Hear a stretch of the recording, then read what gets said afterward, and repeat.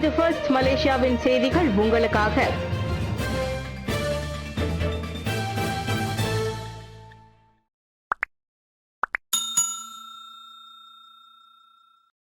சபாவின் உரிமைகளை மத்திய அரசாங்கம் பாதுகாக்கும். சபா மலேசியாவின் ஒரு பகுதியாக இருப்பதால் அதன் உரிமைகளை முழுமையாக பாதுகாக்கும் கடப்பாட்டை மத்திய அரசாங்கம் வலியுறுத்தியிருக்கிறது. நாட்டின் எல்லையில் எந்தவொரு தரப்பினரும் அத்துமீறுவதை மத்திய அரசாங்கம் ஒருபோதும் அனுமதிக்காது என்று பிரதமர் ஸ்ரீ அன்வர் இப்ராஹிம் தெரிவித்திருக்கிறார். தேவைப்பட்டால் சபா மற்றும் இந்த நாட்டின் உரிமைகள் தொடர்பான பிரச்சினைகளை அனைத்துலக அளவிலான விசாரணைக்கு கொண்டு செல்ல மலேசியா தயாராக உள்ளது என்றும் ஸ்ரீ அன்வார் கூறினார். நாம் ஏன் இதை செய்கிறோம்? ஏனென்றால் இது நமது நாடு. சபாவின் உரிமைகளை பாதுகாக்க ஓர் அங்குல கடல் அல்லது நிலத்தை கூட ஆக்கிரமிக்க அனுமதிக்காமல் கோடிக்கணக்கான ரிங்கிட்டுகளை செலவிடுகிறோம். ஒருவேளை 10 கோடி ரிங்கிட்டாக இருக்கலாம். சபாவுடனான மத்திய அரசாங்கத்தின் உறவினால் ஸ்பெயின் நீதிமன்றத்தில் சபாவின் உரிமைகளை பாதுகாக்க நாங்கள் அதிகபட்சமாக போராடுகிறோம். சபா மலேசியாவின் ஒரு பகுதியாகும் என்றார் அவர். சபாவை மேம்படுத்துவதற்கும் மலேசிய ஒப்பந்தம் 1963 MA 63 உள்ள விவகாரங்களை தீர்ப்பதற்கும் பல்வேறு முயற்சிகளின் வழி மடானி அரசாங்கம் உறுதி பூண்டுள்ளது. எனவே முயற்சிகள் வெற்றியடைய மத்திய அரசாங்கம் மற்றும் சபா மாநில அரசாங்கத்திற்கு இடையிலான உறவு வலுவாக இருக்க வேண்டும் என்று அவர் விளக்கினார். மலேசிய இந்தோனேசியாவுடன் ஸ்லோவாசி கடல் தொடர்பான பிரச்சினைகள் குறித்து விவாதிக்கிறது பிரதமர். அனைத்துலக சட்டம், வரலாற்று உண்மைகள் மற்றும் சபாவின் ஒப்புதல் ஆகியவற்றின் அடிப்படையில் மலேசியா இந்தோனேசியாவுடன் ஸ்லோவேசி கடல் தொடர்பான பிரச்சினைகள் குறித்து விவாதிக்கிறது. நீண்ட காலமாக இந்தோனேசியா நெருங்கிய நண்பராக இருப்பதால் கடல் எல்லை பிரச்சனையை தீர்ப்பதில் மலேசியாவிற்கும் இந்தோனேசியாவிற்கும் இடையே நல்லுறவுகள் பேணப்பட வேண்டும் என்று பிரதமர் ஸ்ரீ அன்வர் இப்ராஹிம் கூறினார். நாம் சட்டம், வரலாறு ஆகியவற்றின்படி விவாதிக்க வேண்டும். அதை மாநில அரசாங்கம் சபா ஒப்புக்கொண்டு மாநில சட்டமன்றத்திற்கு கொண்டு வர வேண்டும். அதுதான் ஓர் அதிகாரப்பூர்வ கூட்டத்திற்கு தேவை என்றார் அவர். இந்தோனேஷிய அதிபர் பிரபுவோ சுபியாந்தோ தமது தனிப்பட்ட நண்பர் என்பதால் ஒரு குடும்பத்திற்குள் இணக்கமாக இந்த விவகாரம் விவாதிக்கப்பட வேண்டும் என்று அவர் விரும்புவதாக அன்வார் சுட்டிக்காட்டினார். HPPNK 1,50,00,000 ரிங்கெட் விற்பனையை பதிவு செய்ய இலக்கு. இவ்வாண்டு தேசிய விவசாயிகள், கால்நடை வளர்ப்போர் மற்றும் மீனவர் தினம் HPPNK கொண்டாட்டத்தின் 2வது நாளான சனிக்கிழமை வரை மட்டும் 3 லட்சத்திற்கும் அதிகமானோர் வருகை அளித்த வேளையில் 76 லட்சம் ரிங்கெட் வரையிலான விற்பனை பதிவு செய்யப்பட்டது. கோத்தகினபாலுவில் நேற்றிரவு நிறைவு பெற்ற இந்த கொண்டாட்டத்தில் 5 லட்சம் வருகையாளர்களுடன் 1,50,00,000 ரிங்கெட் விற்பனையும் பதிவு செய்யப்படும் என்று தமது தரப்பு நம்புவதாக விவசாய மற்றும் உணவு உத்தரவாத அமைச்சர் டாக்டர் ஸ்ரீ முகமது சாபு முன்னர் தெரிவித்திருந்தார். நேற்று 3வது நாள் இதுவரை நாம் நிர்ணயித்த இலக்கை, அதாவது மாலை 3 லட்சத்திற்கும் மேற்பட்ட வருகையாளர்கள் வந்தனர். மண்டபத்திலும் வெளியேயும் உள்ள சூழ்நிலையை பார்க்கும்பொழுது நாம் இலக்காக கொண்ட 5 லட்சம் வருகையாளர்களை அடைய முடியும் என்று நம்புகிறேன் என்றார் அவர். சபா கோத்தகினபாலுவில் உள்ள சபா அனைத்துலக மாநாட்டு மையத்தில் நடைபெற்ற நிகழ்ச்சியில் கலந்து கொண்ட பின்னர் டாக்டர் ஸ்ரீ முகமது சாபு செய்தியாளர்களிடம் பேசினார். விலை மற்றும் கையிருப்புக்கான தரவுகள் அமைப்பை KPDN உருவாக்கும்.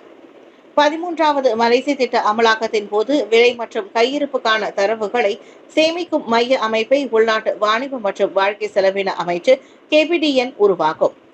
அதன் வழி உற்பத்தியாளர், மொத்த விற்பனையாளர், சில்லறை விற்பனையாளர் முதல் பயனீட்டாளர் வரை அரசாங்கம் விலைகளை கண்காணிக்க முடியும் என்று KPDN அமைச்சர் டாக்டர் அர்மிசான் முகமது அலி தெரிவித்தார். சபா பெனமாங்கில் ஓய்வு பெற்ற ஆசிரியர்களுக்கான தேசிய கருத்தரங்கை நேற்று தொடக்கி வைத்த பிறகு செய்தியாளர் சந்திப்பில் அர்மிசான் முகமது அலி அவ்வாறு கூறினார். இந்த அமைப்பு உணவு சங்கிலியை வலுப்படுத்துவது மட்டுமல்லாமல் விலை உயர்வினை கண்டறிந்து கட்டுப்படுத்த உதவும் என்றும் அவர் தெரிவித்தார். ஒவ்வொரு மாநிலத்திற்கும் தனித்தனியாக விலை நிலைத்தன்மையை கண்காணிக்கும் செயற்குழுவும் அமைக்கப்பட்டுள்ளதாக அர்மிசான் குறிப்பிட்டார். 17வது சபா மாநில தேர்தல் PH கூட்டணிகளுக்கிடையிலான போட்டி தவிர்க்கப்படும்.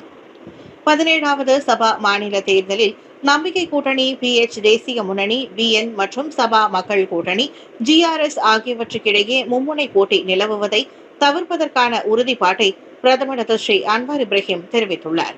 அம்மூன்று கூட்டணிகளின் வேட்பாளர்கள் ஒரே சட்டமன்ற தொகுதியில் போட்டியிடுவதை தவிர்ப்பதற்காக தற்போது பேச்சுகள் நடைபெற்று வருவதாக நம்பிக்கை கூட்டணி தலைவருமான அன்வார் குறிப்பிட்டார். ஆனால் அது நடக்க வேண்டியிருந்தால் எங்கள் ஆலோசனை என்னவென்றால், இந்த போட்டியில் இவ்வளவு வேறுபாடுகளை ஏற்படுத்துவதை தவிர்க்க நாங்கள் முயற்சிப்போம். ஆனால் முழுமையான புரிதல் இருப்பதை உறுதி செய்ய நாங்கள் விரும்புவதால் அதை முன்கூட்டியே தடுக்க விரும்பவில்லை என்று நான் நினைக்கிறேன் என்றார் அவர். நேற்று கோத்தகினபாலுவில் சபா மாநில அடிலான் கட்சி தலைவர்களுடனான சந்திப்பிற்கு பின்னர் டத்துஸ்ரீ அன்வார் செய்தியாளர்களிடம் அவ்வாறு குறிப்பிட்டார். PHBN மற்றும் GRS இடையேயான புரிதல் முக்கியமானது என்றும் வாக்காளர்களிடையே குழப்பத்தை தவிர்க்க அது முன்னுரிமை அளிக்கப்பட வேண்டும் என்றும் அவர் கூறினார்.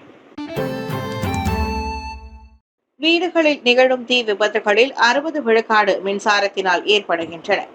மலேசியாவில் வீடுகளில் ஏற்படும் தீ விபத்துகளில் சுமார் 60 விழுக்காடு மின்சாரம் தொடர்பான பிரச்சினைகளால் ஏற்படுவதாக மலேசிய தீயணைப்பு மற்றும் மீட்புத்துறை JBPM கண்டறிந்துள்ளது. பாதுகாப்பற்ற மின் கம்பிகள், தரநிலைகளை பின்பற்றாத மின்சார வசதி சீரமைப்பு மற்றும் வீடுகளில் மின் சாதனங்களை அதிகமாக பயன்படுத்துவது ஆகியவையே தீ விபத்துக்கான முக்கிய காரணங்களாகும் என்று JBPM தலைமை இயக்குநர் டத்துஸ்ரீ நூர் ஹிஷாம் முகமது குறிப்பிட்டுள்ளார். மின் பாதுகாப்பு அமைப்பை மாற்றி அமைத்தல் போன்ற பொதுவான தவறுகள் பெரிய தீ விபத்துகளை ஏற்படுத்தக்கூடும் என்று அவர் கூறினார். எனவே வீட்டு உரிமையாளர்கள், குறிப்பாக பழைய அல்லது புதிதாக கட்டப்பட்டுள்ள வீடுகளில் மின் கசிவுகளை கண்டறிய ஒவ்வொரு 10 முதல் 15 வருடங்களுக்கு ஒருமுறை தங்கள் இல்லங்களின் மின் கம்பிகளை பரிசோதிக்க வேண்டும் என்று நூர் ஹிஷாம் அறிவுறுத்தினார்.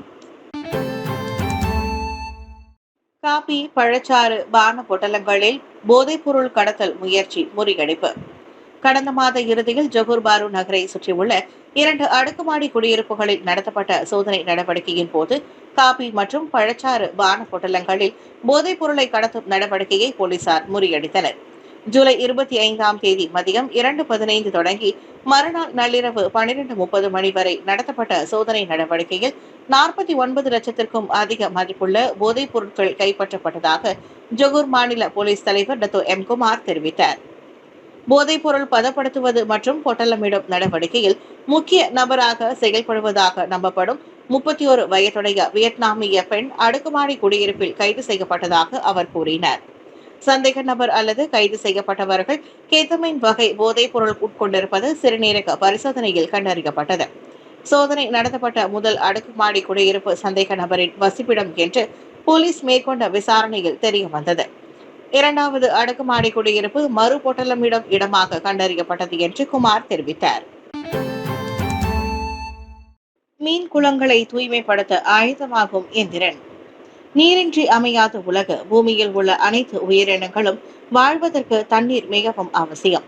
மனித வாழ்வின் அஸ்திவாரமான நீரின் தன்மையும் அதன் தூய்மையையும் பாதுகாக்க பல முயற்சிகள் மேற்கொள்ளப்படுகின்றன. அதில் மீன் குளங்களை தூய்மையாக வைத்துக் கொள்ளும் நோக்கில் எந்திரன் ஒன்றை வடிவமைத்து அதனை அதிகாரப்பூர்வமாக வெளியீடு செய்ய உள்ளார் மலாயா பல்கலைக்கழகத்தின் அறிவியல் ஆராய்ச்சி மற்றும் தொழில்நுட்பத் துறையின் மூத்த விரிவுரையாளர் முனைவர் அர்ச்சனா புதியப்பன். பொதுவாகவே ஆராய்ச்சிகளில் ஈடுபடுபவர்கள் தங்களின் ஆய்வை மேற்கொள்வதற்கும் அதனை அடுத்த கட்டத்திற்கு கொண்டு செல்வதற்கும் பல்வேறு நிறுவனங்களிடம் இருந்து மானியம் பெறுவர். அதுபோல கம்யூனிட்டி அட் யூனி மடானி திட்டத்தின் கீழ் கடந்த ஓராண்டுக்கு முன்னதாக நிதி அமைச்சிடம் இருந்து சுமார் 2 லட்சம் ரிங்கிட்டை சமூக அடிப்படையிலான மானியமாக தங்கள் தரப்பு பெற்றதாக முனைவர் அர்ச்சனா கூறினார்.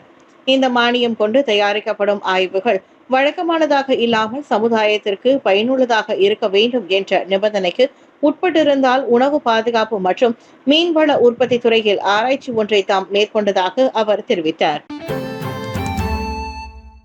லீக் கிண்ணம் காயம் காரணமாக ஆட்டத்திலிருந்து வெளியேறினார் மெஸ்ஸி. சனிக்கிழமை நடைபெற்ற அமெரிக்க லீக் கிண்ண கால்பந்து போட்டியில் இன்டர் மயாமி நெக்சாசாவுடன் விளையாடின. இவ்வட்டாரத்தில் இன்டர் மயாமியின் நட்சத்திர ஆட்டக்காரர் லியோனல் மெஸ்ஸி காயம் காரணமாக 11வது நிமிடத்தில் ஆட்டத்தை விட்டு வெளியேறினார். தொடையில் எலும்பில் ஏற்பட்ட காயம் காரணமாக ஆட்டம் தொடங்கியதில் இருந்தே மெஸ்ஸி சிரமத்தை எதிர்நோக்கி வந்தார். பின்னர் உடை மாற்றும் அறைக்கு திரும்பிய அவர் தொடர்ந்து சிகிச்சை பெற முடியாது என்று முடிவு செய்யப்பட்டது. 2023ஆம் ஆண்டு ஜூலை மாதம் தொடங்கி மயாமி அணிக்கு விளையாடி வரும் 38 வயதான மெஸ்ஸி ஆரோக்கியமான அடைவு நிலையை பதிவு செய்து வந்தார். அவ்விரு அணிகளுக்கான ஆட்டம் 2-2 என்ற கோல்களில் நிறைவுற்றதால் வெற்றியாளரை நிர்ணயிக்க பெனால்டி வாய்ப்பு வழங்கப்பட்டது. அதில் 5-4 என்ற எண்ணிக்கையில் இன்டர் மயாமி வெற்றி பெற்றது. பிரயாக்ராஜில் மோசமான வெள்ளம், நெருக்கடியில் ஆயிரக்கணக்கான மக்கள். உத்தரப்பிரதேசத்தின் வட இந்திய நகரமான பிரயாக்ராஜில் மோசமான வெள்ளத்தினால் சுமார் 15,000 வீடுகள் நீரில் மூழ்கியதை தொடர்ந்து ஆயிரக்கணக்கான மக்கள் நெருக்கடியை எதிர்கொண்டு வருகின்றனர். வெள்ளிக்கிழமை முதல் பெய்து வரும் கனமழையால் நீர்மட்டம் அதிகரித்த நிலையில் 1000க்கும் மேற்பட்டோரை இடமாற்றம் செய்ய வேண்டிய சூழ்நிலை ஏற்பட்டது. இந்த வெள்ளத்தினால் மின்சார தடை ஏற்பட்டதோடு சுத்தமான நீர் கிடைக்காமல் மக்கள் சிரமத்தை எதிர்நோக்கி வருகின்றனர். தொடர் மழையினால் கங்கை மற்றும் யமுனை நதிகளில் நீர்மட்டம் அதிகரித்து வீடுகளையும் தெருக்களையும் வெள்ளத்தில் மூழ்கடித்தது.